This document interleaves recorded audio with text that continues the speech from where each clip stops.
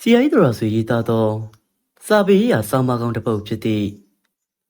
ကျွန်တော်နှင့်စီအိုင်ရွှေဦးတော်တနေ့တနေ့ဖိုးချင်မောင်သည်ကျွန်တော်၏အိမ်သို့လာ၍အထက်မြင့်ညာ၌ဆန်ရောင်းရန်သူ၏အရက်ပေါင်းတယ်မှစိုင်းအမြောင်မြောင်ယူလာခဲ့ကြောင်းမူတာဘုဒ္ဓသင်္ကား၍ကတာသို့စံတက်မည်ဖြစ်ကြောင်းပြော၏ဤများလောက်ငွေအရင်းဤကောင်းသူတယောက်ကစာရေးဆရာဖြစ်ဖို့ရည်ရွယ်ချက်ရှိလေသလားဟုကျွန်ုပ်ပင်အံ့ဩမိပါသေးသည်မည်သို့ပင်ဖြစ်စေသူထွက်မိနေ၌ကျွန်ုပ်သည်မျက်စိသို့ဆင်း၍သူ့ကိုနှုတ်ဆက်ရင်းတထေသားကလေးပြီလို့ဟုမိုးရီတာဖြစ်မိပါသေးသည်ထို့နောက်ကျွန်ုပ်သည်ဖိုးချမ်းမပေါ်လာသည်နှင့်သူ့တဲရင်သို့သွား၍စုံစမ်းရာ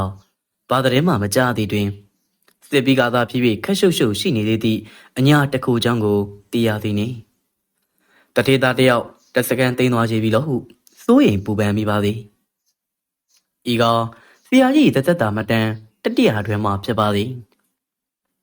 ဆရာကြီးသည်ကျွန်တော်အားတထေသားကလေးဟုထင်ခဲ့ပါသည်ထင်လဲထင်တော့ပါ၏ပေါင်းတယ်မျိုးမှဆက်တတိဦးမောင်ကြီးအပုလို့သောစံတွေကိုရောင်းပြီးကျွန်တော်ကငွေပြန်ပို့ရအောင်ငွေရပြီးဗန်ဖွင့်ချိန်မရှိသောခါတို့တွင်ငွေ3-4သောင်းကိုတည်ရီအိတ်ကြီးနေထဲကဆရာကြီးအိယာကရင်ပေါ်မှာတညတာမြထားလေရှိပါသည်ဤအချိန်၌ကိုပန်အိမ်မြမငားနိုင်တူတော်မှအခန်းကနေသောဆရာကြီးမှာဒီငွေကြီးဖွင့်ဖွင့်ကြည့်ပြီးအံ့ဩဟန်တူပါသည်မြန်မာပြည်လို့လည်းရေမရသေးကက်စပီခက်ကအင်္ဂလိပ်ငွေဖြစ်ရာတထေးမှတပါဤမြောင်တွေကိုကင်နိုင်ဖို့ခဲရင်ပေသည်စေစေကျွန်တော်ဒီတထေးသားမဟုတ်ကျွန်တော်ပိုင်ငွေမဟုတ်ကြောင်းဖွင့်ပြောရန်ဝင်မလေးတော်လဲရင်းတို့ဖွင့်ပြောရန်အကြောင်းအခွင့်မတင်ခဲ့ပေဆရာကြီးနေကလည်းစစ်စစ်ပေါက်ပေါက်မေးရန်အကြောင်းမဟုတ်ထို့ပြင်ကျွန်တော်ကိုယ်တိုင်ကလည်းကိုယ်ပိုင်ငွေမဟုတ်တိုင်းရရရောရောသုံးတတ်သူဖြစ်၏ဆရာကြီးကိုအားရပါရပြုစု၏ဆရာကြီးနဲ့ကျွန်တော်သခိုင်းကြောင်သွားရောက်နေစဉ်ကတန်ငါတဲ့တရားမွေးထားသောကြောင်ကလေးတစ်ကောင်ကိုငွေ90ကျပ်ပြီး၍ချက်စားမိပြု၏ဆရာကြီးက90ကျပ်တော့မတန်းဘူးကွာအစိမ်းရမှလို့ဟုတားခဲ့ရ၏ဆရာတပည့်နှစ်ယောက်အစာတရေပုံချင်းကလည်းတူ၏ဤအချိန်ကဆရာတပည့်နှစ်ယောက်သည်သခိုင်းကြောင်သွားပြီးတရားအထုတ်နေကြသည်ထင်လျင်တက်တက်ဆင်အောင်မှားပြီလိမ့်မည်နေ့လည်နေကမှာဘီယာတောင်းရင်သခိုင်းတောင်ရိုးပေါ်တွင်မြစ်ပြင်မှလာသောလေညင်းကိုခံ၏ညမှာဘရန်ဒီနဲ့ဓမိတ်မိမ့်မိန်စားပြီးနေချိုက်စွာအိတ်ဆက်ကြ၏ဆရာကြီးနဲ့ကျွန်တော်ဒီတယောက်တယောက်ဖက်ပြီးအိတ်တက်ကြ၏ရင်းတို့သခိုင်းကြောင်မှသွားနေကြပြီးနောက်မကြမီမှာပင်ကျွန်တော်ကတာတို့စံတက်ရန်အကြောင်းဖန်လာခဲ့ပေသည်စစ်စစ်ကျွန်တော်ဒီဘဝပြောင်းရပြီတော့မည်တထေးသားတယောက်ဤအသုံးစားဟန်ပန်စတိုင်မှာကျွန်တော်ဘူး6လမြသာကျွန်တော်ဘာမှနေလိုက်ရဘူးပေသည်အမှန်အပြည့်ကျွန်တော်ကတာတို့သွားရသည်မှာတထေးသားလေးဖြစ်မှာဖွချလေးအစ်စ်တို့ရောက်ရန်နေရီကနေပြစ်ချလိုက်သည်နှင့်ဒူလာပါတော့သည်အကြောင်းမှာနိုဝင်ဘာလကစံရီ400နဲ့စံတက်သွား၍မေလမှာကျွန်တော်ဖခင်အိမ်သို့ပြန်ရောက်သည်နိုင်ကျွန်တော်အိမ်ထဲမှာပဲသေးကလေး2စိနဲ့ကတာမမိန်းမတယောက်သာပါလာခဲ့ပြီတော့၏စံစုံစာကံကုံသောဝတ္ထုမှမတူပါခင်ဗျာလူကြီးမိဘတို့မြင်နိုင်လောကတွင်ကျွန်တော်လောက်မိုက်သူရှိပါဦးမလို့အဖေအိမ်မှာကျင်နိုင်မှခေါ်ထားသောမယားကြီးနှင့်တာသမီများကလည်းရှိနေကြတန်အိတ်400နဲ့ငွေ1000လောက်နဲ့ကြီးတက်သွားသောအကောင်သည်မိမပြတ်မှတယောက်နဲ့ပေးသေးကလေး2စီးနဲ့အိမ်ပြန်ရောက်လာတယ်ဆိုတော့ကျွန်တော်မိုက်ပုံမှာနံပါတ်3လေးရရှိကြပြီနေဟာမှာအိမ်ပေါ်မတက်စီနဲ့ဟိုအားလုံးကဝိုင်းအုပ်ချ၍ထိုညမတ်သူအောင်တခြားအိမ်မှာအိတ်စီရပါသည်ကျွန်တော်လည်းအိမ်မှာမအိပ်ရတော့ပါနည်းနည်းမိုးတော့အဖေဒီငွေ100လာပေးလျက်ကဲငါသားမင်းဟာမနဲ့မင်းသွားပြီတော့လွတ်ရကြွရကိုငါချွေးမနဲ့ငါမြည်နေတော့ငါတောင်းဝင်မဲထားတော့ရှက်ဖို့ကောင်းလိုက်လေကွယ်ငါသားမြင်းလဲသမားဘောနဲ့ဆင်းရဲခဲ့ရပြီးချမ်းသာအောင်ဟဲ့ဆိုပြီးလှုပ်ပြီးတယ်ကြည်စမ်းမင်းခုလိုလိုက်ပုံများတော့ဝဲကျင်နဲ့ခွေပြာပုံနဲ့ပဲဆင်းနေတို့ချိန်၌ကတာတွင်တွေးတင်ခဲ့၍ကျွန်တော်ငွေ2500ကျပ်ရစရာရှိသူကမန္တလေးမှာဖြစ်လျောက်မက်သူကိုကျွန်တော်မန္တလေးသူပဲစောင့်ချင်းခဲ့သည်ပေါ့တဲ့တဲ့တော့ကျွန်တော်စံကိစ္စအောင်မြင်ပြီးလင်၎င်းမိမပြည့်တယောက်ကိုခေါ်လာလောက်အောင်မမိုက်မဲခဲ့လင်၎င်းကျွန်တော်ဘဝလမ်းကြောင်းသည်တမျိုးတစ်ပုံပြောင်းလဲရသည်ယခုတော့ဖခင်မျောလင်းသည့်ဘက်တွင်တစ်ချက်ကလေးများအမဝင်သည့်အပြင်အလင်းမြန်ပင်ပြီးစရာပေါက်436နှစ်တုတ်ချီတင်ခဲ့ရသည်တို့ပြင်တော့မန္တလေးရှားပြီးကျွန်တော်ရစရာရှိသောငွေကိုလွယ်ကူစွာရခဲ့ပါလင်ကျွန်တော်နဲ့မတ်တူဤအိမ်တော်ကြီးလမ်းကြောင်းသည်တက်စခန်း ပြောင်းပြီးအောင်မီမတူသေးအောင်တက်သည်ငွေ2000ကျော်နဲ့ဆိုကျွန်တော်စာပေနယ်ကိုရောက်ရင်တကွိလန်၍သွားနိုင်ပေသေးသည်သို့တော့အချိန်ကြာပါပြီအချိန်นี้အလုံးကကျွန်တော်ကိုစာပေနယ်ပို့ပေးနေပါပြီငွေရရရှိသူထံသွားတော့မပေးနိုင်သူ့ဘေကိုယ်တိုင်ကသူ့သားကိုတရားဆွဲ၍ထောင်ချပါဟုဆို၏အွန်ဒီမန်စာရုံးနဲ့ဆိုတော့တရားမှတ်မှုတရားစီလဲမတက်နိုင်သူသားထောင်ချပြီးစားစီပြီးနေစရာလည်းမရှိကိုပင်ငက်ပေါက်ရောက်နေအောင်မတ်သူကနင်းထိုင်းတဲ့နင့်ကန်ကတာတို့ပြန်တော့ဟုတင်မောပေါ်သို့တင်ပေးလိုက်ပြီးထိုမနေ့ပဲငွေရစရာရှိသူအိမ်သို့သွား၍မရမချင်းမစင်းတော့ပါဘူးတော့အဋိဌာန်နဲ့တက်နေလိုက်တော့၏ထိုအချိန်၌ကျွန်တော်တတ်တာမှာစိတ်ညစ်စရာအကောင်းဆုံးအခါဖြစ်ပါ၏သို့တော့ထိုစိတ်ညစ်စရာကိုကျွန်တော်ကောင်းကုတ်၍မနေရဲစရာဝတ္ထုတွေတပုတ်ပြီးတပုတ်တွေး၍ရေးခြင်းဖြင့်ကိုဖြောပြေးခဲ့ရာမကြာမီ၌ဟာသစာရေးစရာဖြစ်လာခဲ့လေ၏ကျွန်တော်ထွေးမှုအတင်းတက်နေကြ၍ရန်နေငယ်ကြသည်တွင်၎င်းအင်သားများနှင့်မြင်းနေကြတဲ့လာသောခါ၌ကျွန်တော်စာရေးခြင်းကိုပြုပါသည်သပွဲကလထိုင်မရှိပါထမင်းစားသည့်သပွဲဝိုင်းကိုပစိုးခင်း၍ရေးပါသည်ဤအခြေဆိုင်တော်မှကျွန်တော်ဆရာကြီးရွှေဦးတော်အိမ်သို့သွားလာမှုပြုရပြန်တော့၏ရခင်ကတတိသားယခုကဖွချကလေးဟိုတုန်းကဆရာကြီးအိမ်သွားမှဖြစ်ယထာလုံးနဲ့သားစရာအထုပ်တွေနဲ့တောက်စရာပလင်းတွေနဲ့ယခုလာခဲ့တော့ခြေချင်းလက်တွင်ဘာမှမပါကတာအိုထွက်ကန်ဒီနှုတ်ဆက်ပြီးမှယခုတပံပုံသဏ္ဍာန်တစ်မျိုးနဲ့ပြန်ရောက်လာသည်က9လတာမြောက်ကြာခဲ့ပြီဆရာကြီးကအကျိုးကြောင့်မေးသဖြင့်ကျွန်တော်ကဖြစ်ကြောင်းရဲ့ကုံစင်ကိုတလုံးမကြံပြန်ပြောသည်ယခုချိန်၌နေစရာစားစရာများမရှိ၍ဟိုရင်နဲ့အတင်းတက်နေကြောင်းလဲပြောပြသည်ရင်း၌ဆရာကြီးကမင်းငါ့ဤလဲလားနေနိုင်ပါလေကွာဟုအမိန့်ရှိပါသည်သို့တော့ကျွန်တော်ကနေအောင်ဦးဟုံဝင်မရမချင်းကျွန်တော်သူတို့အိမ်ဘောကမစင်းဘူးလို့သုံးပြထားတယ်အဲ့ဒီငွေရတဲ့အခါကျွန်တော်ဦးကြီးအိမ်တန်းလာခဲ့မှာပဲအခုချိန်မှာမန္တလေးမြို့မှာကျွန်တော်နဲ့ရင်းနှီးခင်မင်သူဆိုလို့ဦးကြီးနဲ့ဒေါ်ကြီးဆိုပဲရှိတော့တာပဲဆရာကြီးအိမ်တွင်ငွေဦးတောင်းနဲ့စုံချင်းဖိုးကျင်မောင်နဲ့တီကျွမ်းပြီး၍တလခန့်အတွဲလောက်မှာပင်စင်စစ်တလမကချိန်သနီးမဲ့ဆိုကကျွန်တော်၏ညီဘာဆန်၏ရဲရင်စာအုပ်ဆိုင်၌လူတယောက်တွေ့ခဲ့ကြောင်းကျွန်တော်အကြောင်းကိုချီးကျူးပြောဆို၍ကျွန်တော်နှင့်တွေ့ရန်အိမ်သို့လာအောင်မည်ဟုမှားချလိုက်ကြောင်းပြောပြလေသည်နောက်များမကြမီဒုက္ခကောင်းအဆက်ခက်ချမ်းလူခက်ရွယ်တယောက်ရောက်လာ၍ကျွန်ုပ်အားသကရောဖော်ရောနှုတ်ဆက်သည်တွင်မဆိုးပြောသည့်လူဖြစ်ရမည်ဟုကျွန်ုပ်အကယ်ခံမိသည်သူ၏အမည်နှင့်လောက်ကိုင်းတို့ကိုပြောပြ၍သူသည်စာဖတ်သမားတယောက်ဖြစ်ကြောင်းကျွန်ုပ်၏စာများကိုနှစ်သက်သဘောကျကြောင်းကြရားရည်သွန်ပြောပါတော့သည်စာရေးဆရာတို့မြည်သည့်မိမိစာကိုသဘောကျကြောင်းပြောသူများအားရုပ်စွာအဆုံးလက်ဖိတ်တစ်ခွက်ဖြစ်စေတိုက်ကျွေးရင်စိတ်ဖြစ်ပေါ်တတ်သောဓမ္မတာတိုင်းဧကဆရာကြီးတသက်တာမှတ်တမ်းတတိယတွင်မှဖြစ်ပါသည်ဤချိန်၌ဆရာကြီးအိမ်မှာကျွန်တော်ရှိနေပါသည်အမှန်စစ်စစ်ငွေဦးတောင်းသည့်လက်ဖိတ်တစ်ခွက်မြောက်ဘေကပါမည်လက်ဖိတ်တစ်ခွက်မြောက်ဘေကပါမည်နီကြက်သားရင်နဲ့ထမင်းဝင်တုတ်သွားရုံသာမကအရက်နှစ်ခွက်လဲအုပ်ပလိုက်ပါသေးသည်ကျွန်တော်မမေ့နိုင်ပါကောင်းကောင်းကြီးမှတ်မိပါသည်သူရောက်လာသည်မှာ1948ခုနှစ်ဇူလိုင်လဒုတိယသတင်းပတ်တွင်ညနေခင်းဖြစ်ပါသည်ရှုမွားမဂဇင်းအမှတ်1ထွက်နေပါပြီကျွန်တော်ကဘရန်ဒီဒပလင်ဝတ္ထုပို့ပြီးသားမှုအီလာကိုကောင်းစွာမှတ်မိနေခြင်းဖြစ်ပါသည်ထိုချိန်မှာကျွန်တော်သည်အတင်းတက်နေသောအိမ်နှင့်ဆရာကြီးအိမ်ကိုကိုးကလန်ခန့်နေစဉ်ဖြစ်ပါသည်ရင်းညက်နေ၌ချက်ရက်မှမနှက်နိုင်တော့ဘူးဖြစ်နေသည့်သူတင်ခဲ့သည့်တထေသားကလေးတွေဆရာကြီးသည်ဟေးဝတ်ဘရန်ဒီပိုင်တကလေးတစ်လုံးဝဲလာပြီးကျွန်တော်ညနေသားစားရန်ပြောကြားထားပါသည်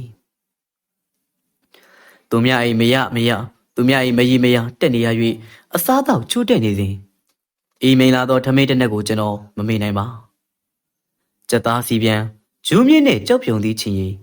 ဘာလာချောင်ကျော်တခွားသီးစိမ့်မြင်းခွာရဲ့ငွေဦးတော်သည်ညနေတစောင်း၌ရောက်လာကလေကောင်းနေလေရာဆရာကြီးမှအချိန်နဲ့စားသည်ဖြစ်၍ဒေါ်ကြီးစိုးကထမင်းပြင်ပြီးကိုကြီးရေဟုနောက်ဖက်ခန်းမှပြောလိုက်တော့ဆရာကြီးကလာဟေးကိုကျင်မောင်လာဟေးမောင်ကျင်မောင်မောင်ကြီးမောင်လဲစားသွားပါလားကွာဟုလောကိုပြုလိုက်သည်၌ငွေဦးတော်သည်အစင်တင်ပဲဟုဆိုကလိုက်လာလေတော့သုံးယောက်စားသာပြင်ထားသောဒေါ်ကြီးစိုးမှအသာဝနေလေရသည်ပေါ့ ငွေဦးတောင်းစီထမင်းဆက်ယုံတာမဟုတ်အရက်ပါဝင်တော့လိုက်သေးသည်ဒီပိုင်ပလင်းငယ်လေးတစ်လုံးဆရာတပည့်နှစ်ယောက်မြတောက်ကြမည်ဖြစ်ပြအောင်သူကဒုတိယမြောက်ခွက်ပါငဲ့လာလေတော့ဆရာကြီးမှမနေတော့ပဲကိုလူတောက်နေကြရဲ့လားတော့ကြမူးနေပါဦးမေသူတပ်ပုံမှာရသမားတပ်ပုံနဲ့မတူရပြောစီကိုကျွန်တော်တောက်နေကြတော့မဟုတ်ဘူးဒါပေမဲ့ကျွန်တော်တော်ယုံတယုံနဲ့မမှုဘူးဆရာကြီးရဲ့ကဲဟဲ့သူ့ပဲအမိုးတက်ရအောင်တော်မီလို့ဤပလင်းကလေးတစ်လုံးကိုထိုချိန်၌ကျွန်တော်တို့ဆရာတပည့်နှစ်ယောက်မြည်မြချွေချွေတတာဟဲနေရပုံကိုသူမသိရှားကြစင်စစ်တော်သူသည်အရေးအရာသာကိုခံစားတတ်သူမဟုတ်ကြကျွန်တော်တို့နဲ့လိုက်လျောညီတွေပြအောင်ဝင်းတောက်ခြင်းဖြစ်တယ်ရသည်ဒါပဲတောက်လွဲဖြစ်သွားလေတော့၏သို့တော်လူကတော့အင်မတန်အာဝဇင်းကောင်းမှ၏ရင်းချိန်၌မဲရွေးပဲကိုရန်ကုန်မြို့တွင်သာစတင်ငါးသာဖြစ်လျာတရင်သာတို့တွင်ဓာတ်ပုံတွေများသာမြင်မှုသေးသောကျွန်တော်ဖို့အသစ်ဆန်းဖြစ်နေ၍သူကကိုရီမျက်မြင်များကိုအာရပါရပြောပါသည်ကျွန်တော်စိတ်ပါဝင်စားမိ၍ထိုးညမှာပင်ကျွန်တော်သည်မဲတက်ကုန်းဝိထုဇလန်းကိုသိကူးမိတော့လေ၏ဤဝိထုမှာရှုမမဂဇင်းတွင်ကျွန်တော်၏တုတ်ထားမြောက်ဖြစ်၍ငွေဦးတောင်း၏ကျေးဇူးဟုဆိုရပါမည်ဤအချိန်၌သူသည်ပြောတာပြောရသည်ငွေဦးတောင်းမဟုတ်သေးချေနောက်ရှုမအမတ်3လ4လအတိအကျမမှတ်မိ3လ4လကြာတော့မှမောက်တာမောက်သောင်းပါဖြစ်ငွေဦးတောင်းဖြစ်လာခြင်းဖြစ်ပေသည်ကျွန်တော်ကသူ့ထက်အရင်တော်ရာစီဖြစ်သည်ထင်ပါ၏ငွေဦးတောင်းသည်ရွှေဦးတောင်းမှတဆင်ဖြစ်ပေါ်လာသည်ကိုလွယ်ကူသောအများနားလည်ကြမည်ဖြစ်တော်လဲရွှေဦးတောင်းမှတော်ရာစီဖြစ်လာပုံကရှင်းလင်းပြပါလိမ့်မည်ကျွန်တော်ဒီကိုငွေရမစင်းပါဘူးအတင်းတက်နေသောပိုက်ကျုံးရက်ရှိဖောင်တကြီးဦးများယခုကွယ်လွန်လေပြီဖောင်တကြီးဦးများ၏နေအိမ်၌ဘရန်ဒီဒပလင်ဝတ္ထုရေးပြီးသောခါ၌ကျွန်တော်၏ကလောင်နာမည်ကိုစဉ်းစားသည်ကျောင်းသားဘွားတော်ကမိုးတေတောင်မီကိုမကြိုက်တော့ပြီဤချိန်၌ဆရာကြီးနဲ့ကျွန်တော်သည်သားပါလိုရင်းနေပြီဖြစ်ပြီးဦးကြီးဘာကြောင့်ရွှေဦးတောင်းနာမည်ကျူလဲမိကြည့်တော့သူရိယတိုက်မှာလှုပ်တုံးကစခဲ့တာကိုကွာသူရိယဆိုတာနေရဲ့အမတ်တစစ်ကတောင်းလေကွာဒါကြောင့်ငါရွှေဦးတောင်းလှုပ်လိုက်တာပဲဆိုသည်၌ကျွန်တော်စိတ်ကူးပေါ်လေပြီကျွန်တော်ဒီဆရာကြီးဝတ္ထုတွေဖတ်ရမှာအားကြပြီးစဉ်းစားစိတ်ကူးသည့်အလေးရလာပြီးစာရေးခြင်းစိတ်ပေါ်လာသည်လာသည်နေမိရောင်ပြန်ဟမ်းမှုကြောင့်ထွန်းလင်းတောက်ပါရသည်ကျွန်တော်လည်းဆရာကြီးကိုမိ၍တောက်ပါရပြီအောင်တော်မီလာအိုလူတွေကတီတကူစန္နာတော်ရာစသဖြင့်ခေါ်ကြသည်ထိုကိုက်စစ်မပြတ်မီကမန္တလေးကြီးပွားရေးမဂ္ဂဇင်းတွင်ဆရာကြီးရေးခဲ့သောလက်ဝှေ့ချန်ပီယံတော်ရာစိန်ဝတ္ထုတို့ကိုကျွန်တော်သတိရလာသည်ဤဝတ္ထုကလေးကိုကျွန်တော်အလွန်မင်းကြိုက်ခဲ့ပါသည်ရှာဖွေတွေ့လျင်မဂ္ဂဇင်းတစ်ခုခုမှာပုံနှိပ်ဖော်ပြလိုပါသေးသည်သို့သောဟိုတုန်းကကြီးပွားရေးဦးလယခုလူတို့ဦးလဒေါ်မာတို့ထံတွင်လည်းမေးမြတော့ပါတို့ပါ၍ယခုခေတ်နောင်လူများဖတ်ရမည်မဟုတ်ပါသဖြင့်ကျွန်တော်မမိသမျှဇလန်းတူချုပ်ကိုဖော်ပြခြင်းပါသည်ပဲခူးမြို့မှာမြူနီစပယ်ကျောင်းဆရာကလေးမောင်ကျော်ညွတ်ကာယဗလာနီးပြဆရာလည်းဖြစ်သည်ကိုလုံးကိုပေါက်လှပတောင်းတင်း၍လက်ဝဲပညာလည်းလိုက်စားလေ့ကျင့်သည်မောင်ကျော်ညွတ်သည်လူပြိုဖြစ်၍ကျောင်း၏ကျောင်းစားနေသည်ဖြစ်အောင်ကျောင်းဆရာကြီးတမိမက်ခင်မြင့်နှင့်နီးစပ်လျက်ရှိလေသည်ဒါအုံမို့ဆိုးဘုံမြူနီစပယ်လူကြီးကိုပါဒုက္ခမကျင်နဲ့သူကမက်ခင်မြင့်ကိုမေတ္တာရှိနေသည်မြူနီစပယ်လူကြီးတို့၏ဆန္ဒကိုလည်းထိုခေတ်ထိုခါကမြူနီစပယ်ကျောင်းဆရာကြီးတယောက်အနေနဲ့လိုက်လျောရမည့်အခြေအနေရှိနေသည်ကိုပါတို့ဖို့မှာမက်ခင်မြင့်ကမောင်ကျော်ညို့ကိုမခင်တွေဖို့သာလိုသည်ဖအေးကြီးကိုတော့မြူလူကြီးဩဇာနဲ့မိတည်နိုင်သည်ရင်ကိုင်ရန်ကုန်မြို့ဂျူဘလီဟောတွင်လက်ဝှေ့ချန်ပီယံတော်ရာစိန်ဟုသတင်းစာများထဲမှမြန်မာတပီလုံးကိုနာမည်ဟိန်းလာသည်ထိုသမျှတော်ရာစိန်ကအနိုင်ကြီးပွဲတိုင်းတွင်တော်ရာစိန်ကကြီးပိုဆွဲသွားသည်နောက်ပိုင်း၌တော်ရာစိန်နှင့်ထိုးသမိသူမရှိသလောက်ဖြစ်စဉ်ဝဲတော်ရာစိန်ကနာမည်မပေါ်သောချယ်လန်ဂျာတစ်ယောက်ပစ်စာနဲ့ရောက်လာသည်ဤအချိန်မှာကျောင်းဆရာမောင်ကျော်ညွတ်သည်လက်ဝဲရေးကိုအကြီးအကျယ်လေ့ကျင့်နေစဉ်ဖြစ်ရာကိုပန်းတို့၏စိတ်ထဲ၌တော်ရာစိန်အားဆင်ခေါ်မိသူမှာမောင်ကျော်ညွတ်ပဲဖြစ်ရမည်ဟုတွက်ဆလေသည်တနည်းအားဖြင့်သူ့အတွက်အကွက်ရသွားသည်မောင်ကျော်ညွတ်လိုယခုမှလေ့ကျင့်ရသူသည်ချန်ပီယံတော်ရာစိန်ကိုဘယ်နည်းနဲ့မှမနိုင်နိုင်မရှိမလောက်ရှုံးရမည်သာဒီတော့ဤလက်ဝဲဝဲသို့မခင်မြင့်ကိုခေါ်သွားခြင်းဖြင့်ကိုနဲ့မလျော်တက်တာပြိုင်သောမောင်ကျော်ညွတ်အောင် မက်ခင်မြင့်ကစိတ်ပြက်သွားစေရမည်ဒါနဲ့သူဒီဖခင်ကျောင်းဆရာကြီးမှအကြောင်းပြုပြီးမက်ခင်မြင့်အောင်ရန်ကုန်သို့သူနဲ့တူလက်ဝေဝဲကြည်ရန်လိုက်ဖို့ခေါ်တော်သည်ဖခင်ပေါ်တွင်မြူနီစပေ၏ဩသာအာဏာလည်းရှိနေ၍မက်ခင်မြင့်မောင်မငင်းသားခြင်းကိုဘတို့ကသူဟာဘာကြောင့်မယမကခေါ်သည်ကိုလည်းမက်ခင်မြင့်ရှိမိပါ၏အကြောင်းမှာဆရာကျော်ညွန့်သည်ရန်ကုန်သို့လက်ဝေထိုးသွားမိအကြောင်းလဲကျောင်းသားလေးအချို့စီမှတစွန်းတစကြားထားပြီးဖြစ်၏ဒီတော့မိမိချစ်သူနိုင်ဖို့ဆုတောင်းရမှာတပါအခြားမရှိတော့ပြီကိုဘတို့ကတော်ရာစင်ရစင်ခေါ်သူမှာမောင်ကျော်ညွန့်ဖြစ်လိမ့်မည်ဟုထုတ်ပေါ်ပြောကြားခြင်းမပြုဘဲတော်ရာစင်လိုနိုင်ငံကျော်ချန်ပီယံကိုဗတ်ပြိုင်သူမှာလူမိုက်တက်တက်သားဖြစ်ကြောင်းမရှိမလားရှုံးလိမ့်မည်ဖြစ်ကြောင်းတော်ရာစိန်မြမြတော်ကြောင်းစာတီတော်ကိုသူကိုယ်တိုင်တခါမှမကြည့်ဘူးသည်တခါမှကြည့်ဘူးသည်မဟုတ်ဖ ೇನೆ ပြောတယ်ကြားသည်နှင့်မခင်မရမောင်ကျော်ညွန့်ကိုစိတ်ပြက်စီရန်တမင်ဖန်တီးပြောဆိုလာခဲ့လေသည်သုံးနှစ်ဂျူဘလီရောလက်ဝဲပွဲရုံထဲသို့ရောက်ကြသည်ကိုဘတော့မှမိမိရွေချက်ကြီးရှိသည်ဖြစ်၍အကောင်းဆုံးရှေ့ဆုံးနေရာမှလက်မှတ်ယူထားသည်သူတို့နေရာသည်ကျိုးဝိုင်းတွေကလူနှင့်လမ်းစကားပြောနိုင်အောင်နေခဲ့သည်မခင်မြင်ကလေးမှာကမိမိချစ်သူ၏တဲတိတ်လိုက်ဖို့ပဲကိုကြည်ရတော့မည်ဖြစ်၍ကိုဘတော့နဲ့စကားဘက်ပြောမနေနိုင်လောက်အောင်ရင်တိတ်တိတ်ခုန်နေရှာသည်ကိုဘတော့ကဘက်ရှိလင်သူသည်တော်ရာစိန်ဘက်မှဆယ်လေးပြီး၍ပင်လောင်ရဲချောင်းစသည်များတဖွာဖွာပြောလျက်ရှိလေ၏ရင်ခိုင်အချိန်ကြာ၍စီဝိုင်းထဲမှကျွညာသူကဟောဒီမောင်တော်ရာစိန်ကိုစိန်ခေါ်လိုက်တဲ့ challenger ပါပဲခင်ဗျာနိုင်မသူ့နာမည်ကိုထုတ်ဖော်ပါလိမ့်မယ်ထိုစဉ်ဝိယုံနဲ့ခြုံထားသောလက်ဝဲသမားတယောက်ကျိုးဝိုင်းနဲ့ရှောက်လာသည်၌မခင်မြင့်မှာရုတ်တရက်ပင်မကြည့်ရဲ့မျက်စိမိတ်ထားပြီးမှကိုကြော်ညင်မဟုတ်ပါစေနဲ့ဟုသူ့တောင်းပြီးမျက်စိဖွင့်ကြည့်လိုက်တော့သူ့သူ့တောင်းပြေးသွားရှာလေသည်မောင်ကျော်ညွန့်မဟုတ်ချေတကားကိုဘတို့မူဟင်ကနေမြည်မိအောင်ပင်စိတ်ပြက်သွားရှာသည်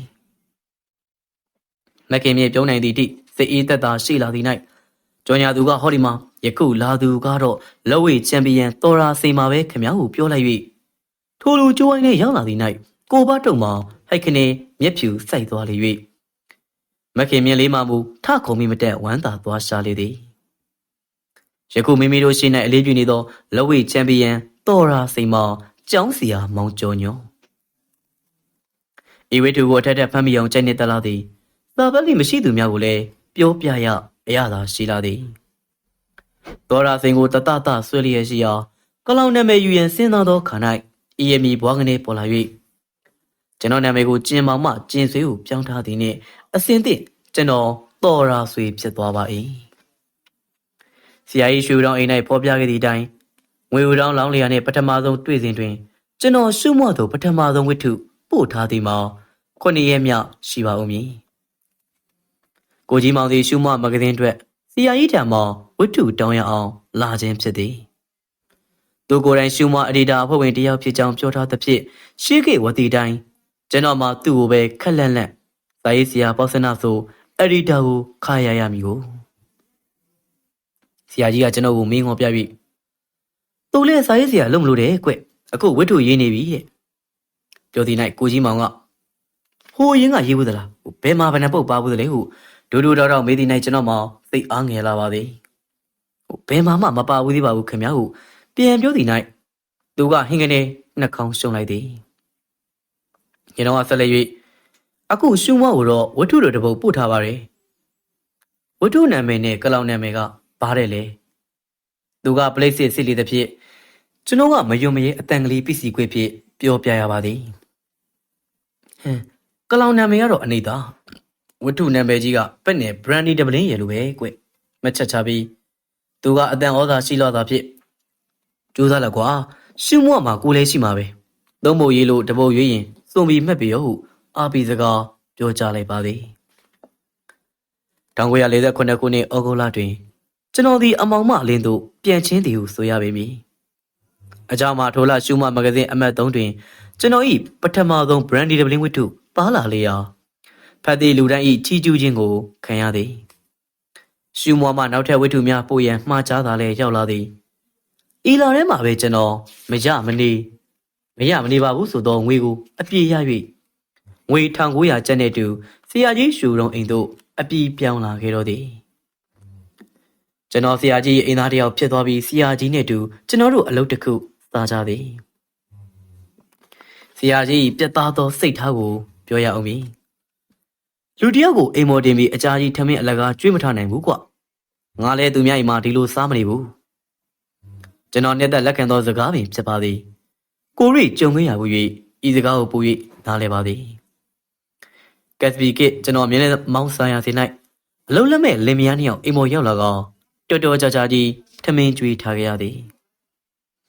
ကျောင်းဒီဘက်တငယ်ချင်းနှစ်ယောက်တွေးစား၌ဝမ်းသာကြသည်မှန်တော်လဲထုံးစံအတိုင်းတစ်နေ့ရွှေဧည့်သည်တစ်နေ့နှစ်နေ့ငွေဧည့်သည်နောက်တွင်ကြီးဧည့်သည်မှသည်ချီးဧည့်သည်သို့ရှောက်သွားမည်မှာဓမ္မရာပင်သည်အင်္ဂတိသည်ကျောင်းသားဘဝမှဂျပန်ခေတ်ရာဇဝတ်အုပ်ဖြစ်သွား၍ဂျပန်ပြည်၌သူအလုပ်ပြုတ်လာသည်ဖြစ်သောကြောင့်ကျွန်တော်မြင်လဲလို့ကိုဘာကူကြီးမှမပေးနိုင်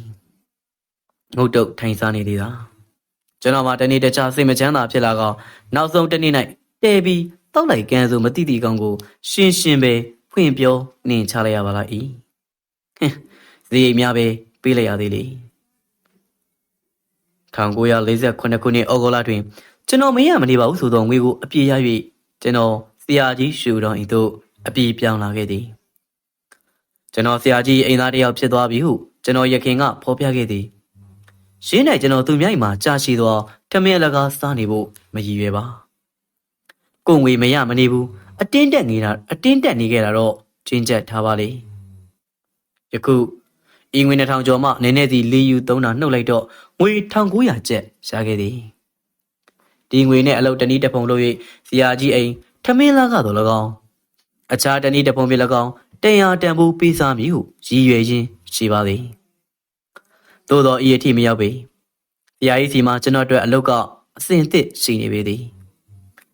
အတော့ငိုဆရာကြီးသည်စာရေးရာ၌ကိုယ်တိုင်မရေးနှုတ်မှရွ၍တပည့်တယောက်ကလိုက်ရေးရသည်တို့ချိန်မှာပြည်ညွတ်ကိုပါတောင်းသည်လှုပ်သားပြည်သူနေ့စဉ်1လ60ကျပ်နှင့်ဆရာကြီးထံမှစာလိုက်ရေးနေသည်တနေ့2နာရီမျှရေးရသည်စင်စစ်ကိုပါတောင်းသည်ထိုစဉ်ထုတ်လျက်ရှိသောပြည်ညွတ်မဂ္ဂဇင်းအက်ဒီတာဖြစ်၍သူ့မှာလာကရှိပါသည်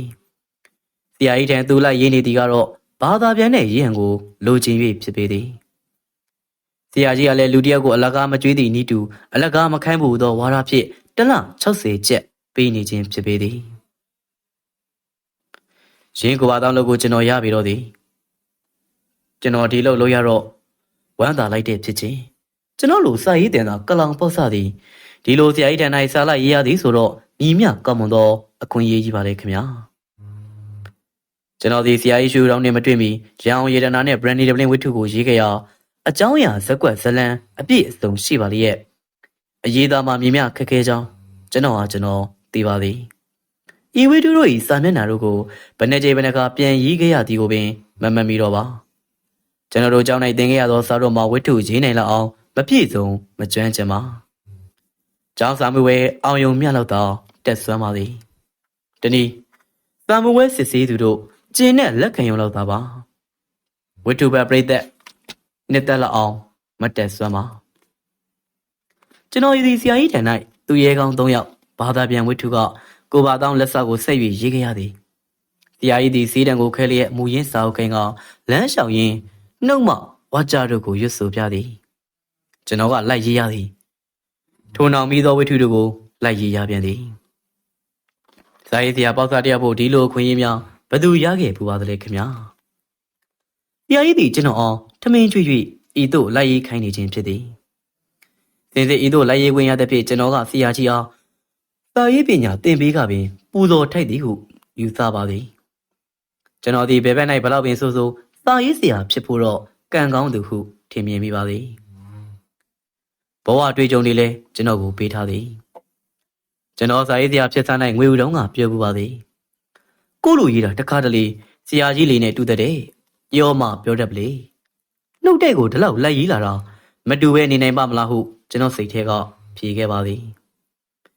ဤသူရဲကောင်း3ယောက်ဝိထုပြီးသောအခါ၌ကျွန်တော်တို့သည်ဒါရမဂုံတန်ရဲ့လူသတင်းစာတိုင်ဤသို့ပြောင်းရွှေ့ခဲ့ကြပါသည်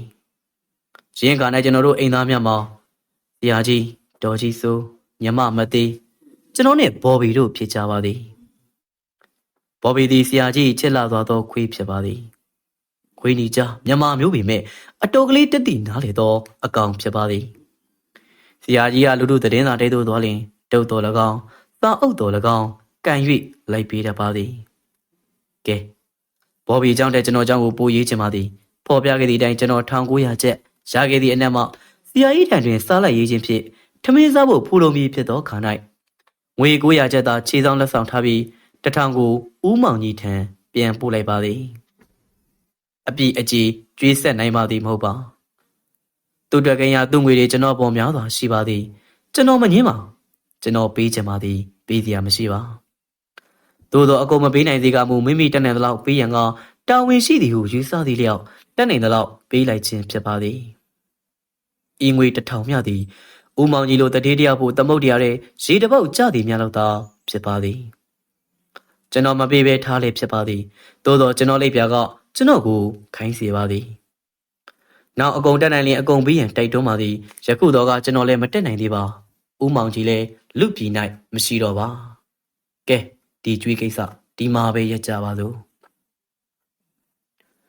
လက်ချံငွေ900ကျပ်တနေ့တနေ့ဆရာကြီးတန်တပိတ်လာ၍ခံသောစာပုံနေတိုက်ပန်းရှင်ကလေးတယောက်နှင့်စကားဆက်မိကြသည်ဤပုံနေတိုက်ပန်းရှင်ကလေးသည်သူ့ဘာသာသူစာအုပ်ကလေးများလည်းထုတ်လျက်ရှိရာဆရာကြီးဝိထုတစ်ပုဒ်ကိုသူ့ပုံနေတိုင်မှရိုက်နှိပ်ထုတ်ရန်ဖြစ်သည်ဆရာကြီးကငါပင်ကိုရေဝိထုရှိတစ်ပုဒ်ရှိတယ်ကွဒါပေမဲ့လက်ကျန်ပုံနေစာအုပ်ကမပြည့်စုံတော့ဘူးအကုန်လုံးပြင်ရမှာပဲဦးကြီးဝိထုဦးကြီးမှတ်မိတယ်မို့လားမှတ်မိတာဗောကွဒါပြည့်ဦးကြီးကနှုတ်ကပြောလေကျွန်တော်လိုက်ရေးမှာဗောဗျအေးဟုတ်ပြီတို့3ယောက်အလုပ်ဆက်လို့ကြအောင်လေကွာမင်းဟိုငွေကိုစက်ကူကိုစိုက်ငါကဝိထုစိုက်ဒီကောင်ကပုံနှိပ်ထုတ်ရဖို့တာဝန်ယူထိုနေ့ညပင်စ၍ကျွန်တော်တို့အလုပ်စားကြသည်တဝေတူကိုဆရာကြီးကနှုတ်မှရွတ်ကျွန်တော်ကလိုက်ရေးနောက်တနေ့နေ့နဲ့မှပုံနှိပ်တိုက်ရှင်ကလာယူစီရိုင်းဤဝိထုကဆရာကြီးကနှုတ်မှယူ၍ကျွန်တော်ကတလုံးတပါရမကျန်လက်ရေးခဲ့ရသောရန်ကြီးအောင်ဝိထုဖြစ်ပါသည်ကျွန်တော်တို့3ယောက်ဒီတော်တော်ပဲလောဘကြီးလိုက်ကြ၏တဦးငွေ3000ကျပ်စီလောက်မြက်ကြရန်တွက်ကိန်းထုတ်ကြ၏ထိုကြောင့်စာအုပ်3000ရိုက်ပြီးတကားလားအဖိုးနှုံးမှာ3ချက်ခွဲတက်လိုက်၏စင်စစ်2ချက်တန်များသောစာအုပ်ကရှိပါ၏ထိုကြောင့်ရောက်မကောင်းဖြစ်လေသည်ရန်ကုန်မှာရှုမွကိုကိုယ်စလဲပေးသည်မန္တလေးမှာကဆရာကြီးရဲ့ကြီးရဲရင်ကိုပါစံဤလုပ်ငန်းတွင်ဆရာကြီးသည်မန္တလေးရဲရင်မှငွေမြမြတုံးလိုက်ရသေးသည်ကိုကျွန်တော်မသိပါရန်ကုန်ရှုမသို့ပေါ်သောစာအုပ်ဖူးများကပုံနေတိုက်ပဲရှင်ကလေးကလာရောက်ယူငင်သွားသည်ကျွန်တော်ရန်ကုန်ရောက်သောခါ၌တပြားမှမရတော့ပါ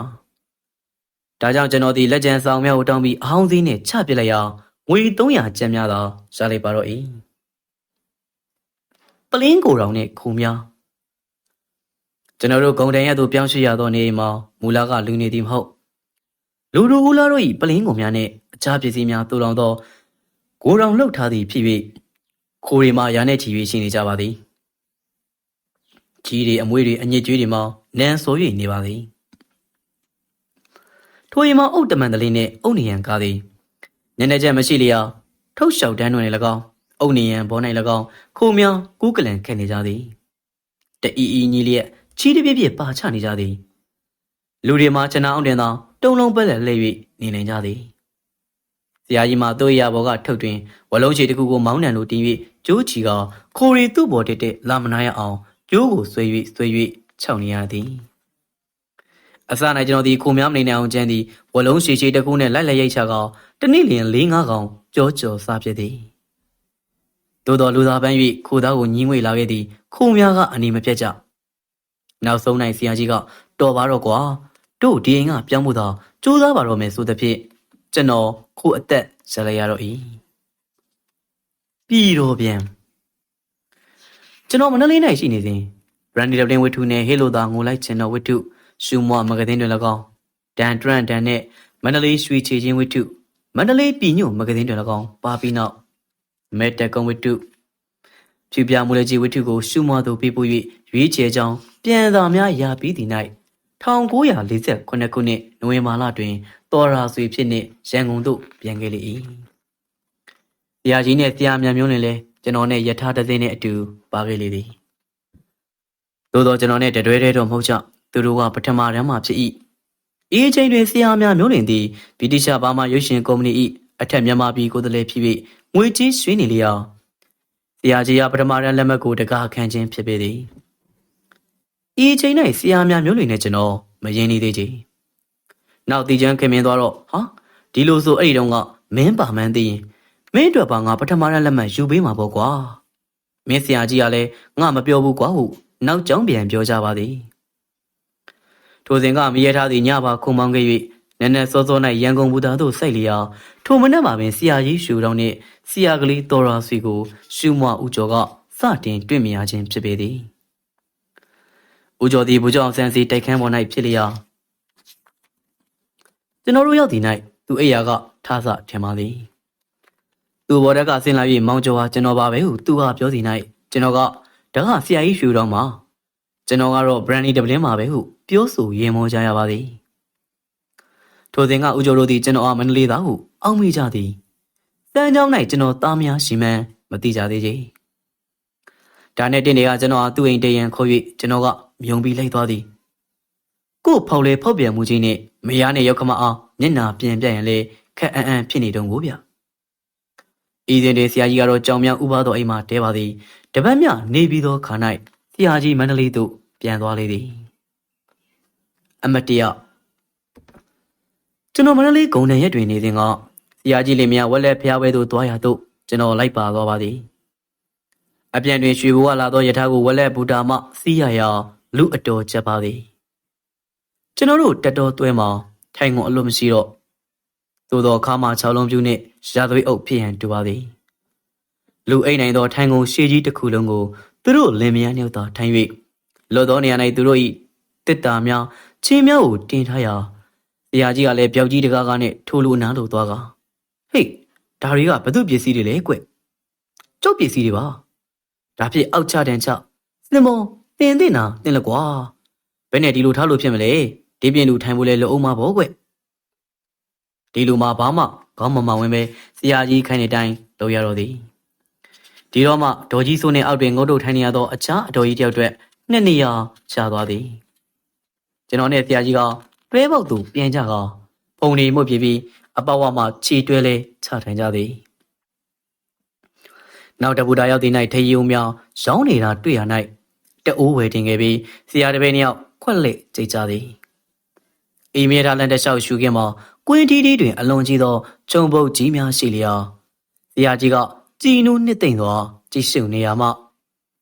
ငါရန်ကြီးအောင်ဝတ္ထုတွေကဘုံမိုးလုံးတို့တဲချတာဒီနေရာမျိုးတွေပဲကွာဟုပြောပြပါသည်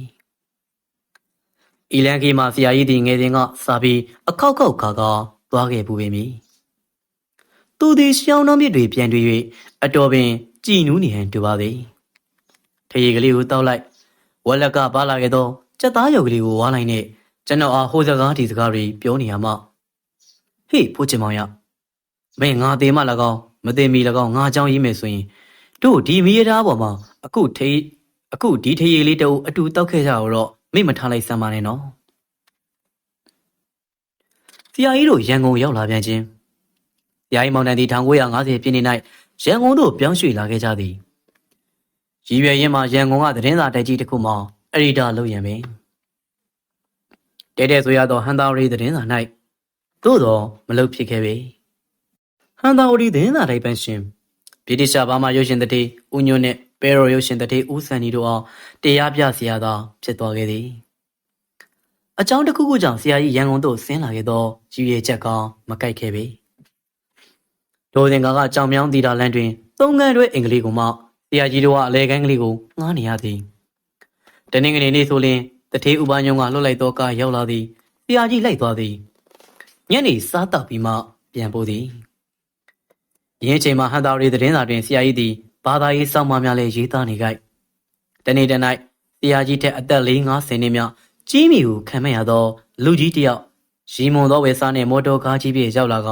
ခြံဝင်းထဲရောက်လျင်ဆရာကြီးရွှေတော်အင်ဟုတ်ပါသလားခင်ဗျားဟုမေးပါသည်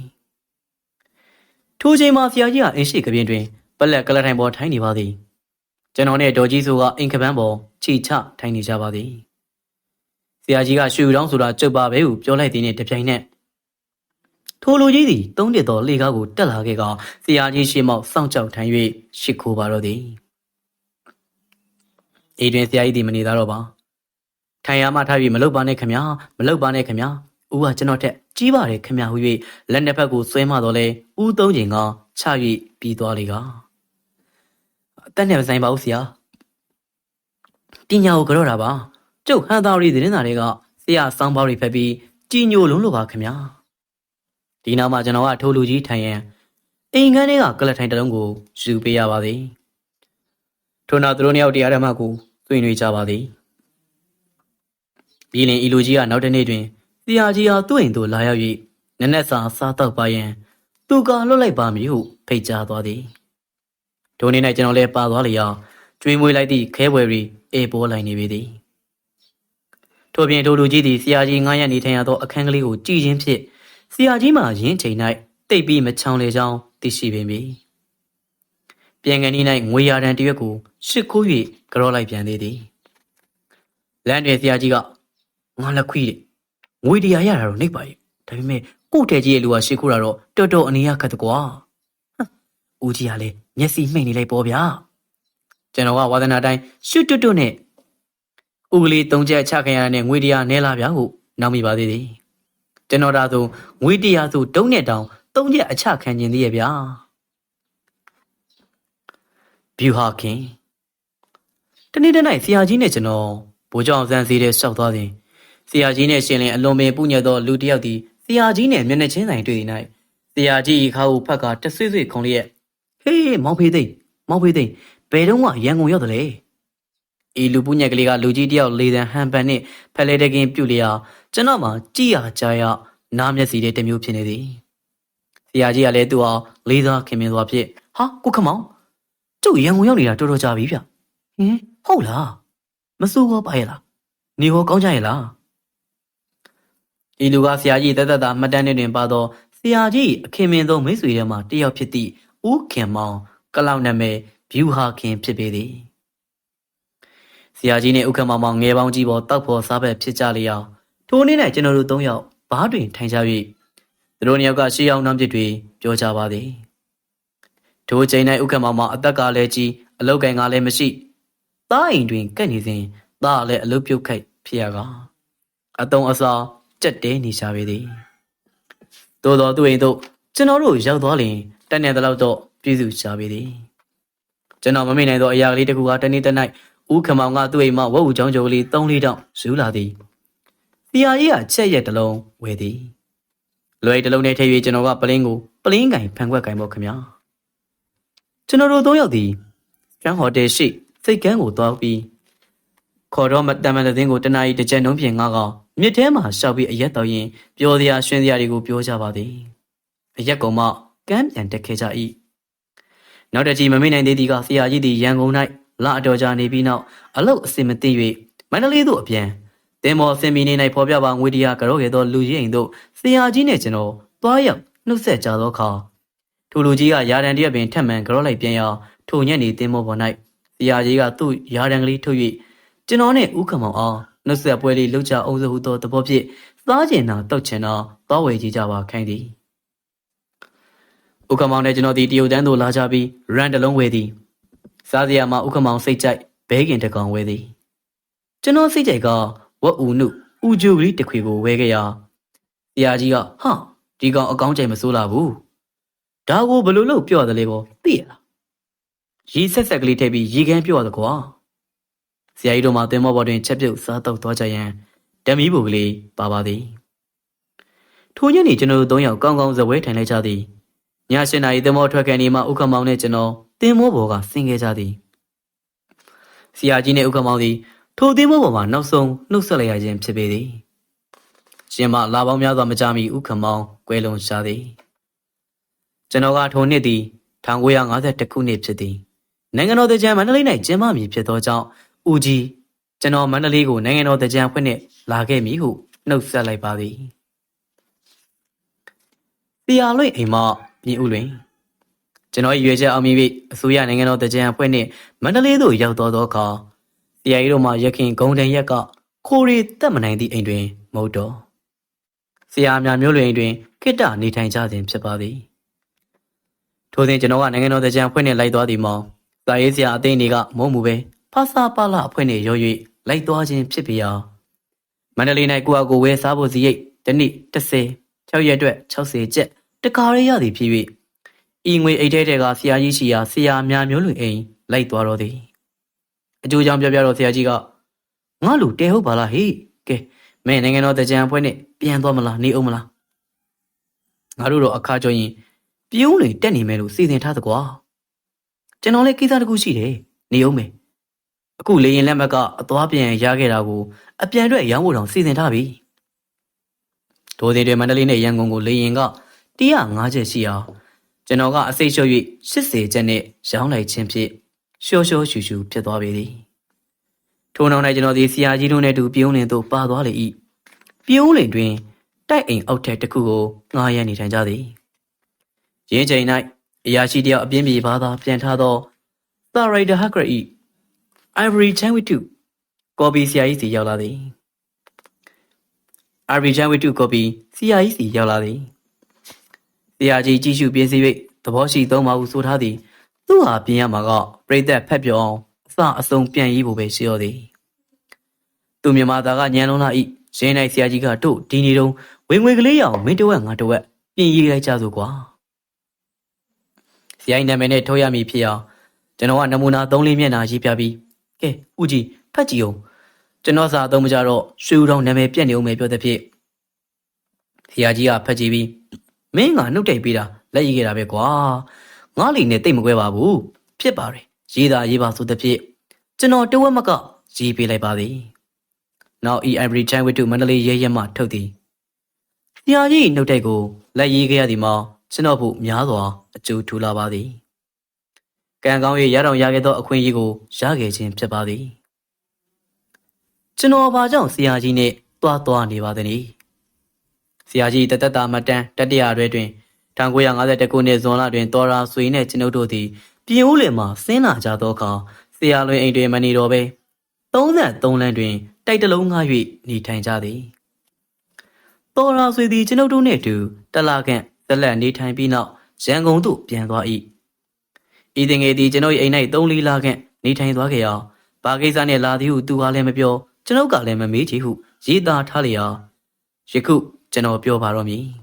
1ဆရာကြီးနဲ့အတူတူနေခြင်းလို့2ဆရာကြီးနဲ့အတူနေပြီးဆရာကြီးကနှုတ်တက်ရွတ်ပြတာကိုလိုက်ရေးခြင်းလို့3ဒီလိုလိုက်ရေးပြီးတော့ဆရာကြီးမိရတဲ့အင်္ဂလိပ်ဝတ္ထုကိုဖတ်လိုက်တော့ဆရာကြီးမိပုံမိနီဇက်ကွက်ရိုင်းဒီကိုတက်ကျွမ်းခြင်းလို့ပေါ့ဆရာကြီးရေကျွန်တော်ပညာယူတာကိုတူငါသိဖို့မဆိုထားနဲ့ဆရာကြီးဦးစံရှာတောင်မရိတ်စားမိခဲ့ပါတကားကျွန်တော်တခုပြောချင်ပါသည်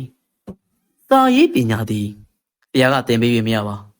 တပည့်ကကိုယ့်ဟာကိုယ်သင်ယူတတ်မှတက်မြောက်နိုင်ပါသည်ကျွန်တော်ဒီဆရာကြီးနဲ့တူပြုံးလင်လိုက်နေခဲ့သည်မှာဤ1950ခုနှစ်တွင်သာမဟုတ်သည်1954ခုနှစ်မှာတစ်ကြိမ်ပြုံးလင်တွင်2လမြနေခဲ့ပြီးနောက်ဆရာကြီး33လအိမ်မှာ1လလောက်နေခဲ့ပါသေးသည်လမ်းလျှောက်ဆရာကြီးဖိုးကျင်မမူကကျွန်တော်နဲ့ပြုံးလင်၌အတူနေကြစဉ်နနက်တိုင်းလမ်းလျှောက်လိုက်ဖို့ကြိုးစားရှာသည်ဤတကောင်လည်းခက်ပြင်းပြင်းရှိသည်သို့သောကျွန်တော်စုမီကိုကြောက်သည်နှင့်သူဘာသာမထတော့လဲကျွန်ုပ်ကနှုတ်လိုက်လင်လူးလဲ၍ထဝော်ရပေသည်ဆရာကြီးတသက်တာမတန်းတွင်အထပ်ပါတိုင်းရေးထားပါသည်မှန်ပါ၏နနက်တိုင်းစောစောထလမ်းလျှောက်ရသောအလုပ်သည်မလွယ်ကူပါကျွန်တော်ပြောပါမည်ပြုံးလင်သည်အေးသောရာသည်နနက်စောစောကလေးမှာအလွန်အိပ်၍ကောင်းပါသည်မန္တလေးရာသီဥတုမှာပူသောရာသီညောင်ပိုင်းမှာချွေးတလူလူနဲ့7 နာရီကျော်အောင်အိပ်ရသည်မဟုတ်တကောင်ကျော်မှာအပူသက်သာ၍အိပ်ပျော်တတ်ပါသည်ကျင်း၌အိပ်၍အကောင်းဆုံးချိန်ကလေးမှာဝအောင်မအိပ်ပဲထရသည်မှာသက်သာသောအလုံးမဟုတ်ပေဆရာကြီးကကျွန်တော်အားစီးကုပ်၍နှက်ပြည်တင်၏သူနက်နက်တိုင်း9 နာရီမှာအိယာကထဖေးရဝိပြပြီးကျွန်တော်အားဒုံးနေတို့၍နိုးလေပြီဟေ့ကောထကွာထဟာဦးကြီးကလည်းအိတ်ကောင်းဆုံးချိန်ကလေးမှဟုကျွန်တော်ကညီးခဲ့ပူပါသည်ဒီတော့ဆရာကြီးကဟေ့ကောင်ငါမင်းကိုတက်တိရှိမရှိကြည့်နေတာကွာဘလို့တော့ဦးကြီးကလာကွာလမ်းကြတော့ငါပြောပြမပေါ့ဒါနဲ့ကျွန်တော်မျက်နှာသေးပြီးအောင်ညင်နဲ့ပါသွားရသည်ဟေ့ဒီမှာတက်တိဆိုတာကအရှက်မှုပြီးရမ်းရတာ သူများကိုထိုးတက်ရတာထက်ကိုနိုင်နေမှတတ်သည့်အစ်စ်ခေါ်တာကွာအခုမနေ့ကင်းကလေးမှာအလုံးအိတ်ကောင်းနေဇိမ်ရှိတယ်ဆိုတာကိုငါသိတယ်အဲ့ဒီမိမိနှစ်သက်တဲ့အဲ့ဒီဇိမ်ကလေးကိုဖျက်နိုင်တာဟာတတ်တီးကွာအဲ့ဒါကလေးကစာပြီးကိုနိုင်တဲ့စိတ်တဲ့မွေးစမ်းပါကွာကိုနိုင်ရင်အစကိုအောင်နိုင်တကွာကျွန်တော်တွေမခံကျင်သောစိတ်သက်ကလေးရှိတတ်ပါသည်ကျွန်တော်အတတ်တိမရှိဘူးဆိုတာကိုမခံနိုင်ပါထိုးမဆ၍တရားကြီးထား၍ဖျားရှိခိုးလင်ကျွန်တော်ထား၍ကိုလက်တုတ်တင်ကအစင်သစ်ဖြစ်နေပါသည်ဆရာကြီးဒီအဋိဌာန်နဲ့လမ်းလျှောက်သမားဖြစ်ပါသည်မိုးရွာလင်လဲထီးနဲ့မိုးကာနဲ့လျှောက်၏ဆရာကြီးဒီနာယီနဲ့စားနာယီနဲ့အိပ်၍နာယီမှန်မှန်လမ်းလျှောက်သူဖြစ်ပါသည်တို့ကြောင့်သူ၏ကျမ်းမာရေးသည်ကောင်းမွန်လာ၏လွန်ခဲ့သောအောက်တိုဘာလ24ရက်နေ့ကယခုသူနေသောရန်ကုန်စိတ်ကမ်းသာလန်တိုက်ခန်းတွင်သူ၏85နှစ်မြောက်မွေးနေ့ဧည့်ခံပွဲကျင်းပ၏ကျွန်တော်ဒီဆရာကြီးကိုတစိမ့်စိမ့်ကြည့်ကြရ1946ခုမန္တလေးဓာတ်ရန်နေအိမ်၌46ခုမှ64ခု18နှစ်ကြာကာလကတွေ့ရသည်နှင့်မျက်နှာပုံစံအသားရည်တို့မှမြည်တို့မှမချာနာမျက်လုံးရောင်ကလေးအနှဲငယ်မှိန်သွားသည်ဟုသာထင်မြင်မိပါသည်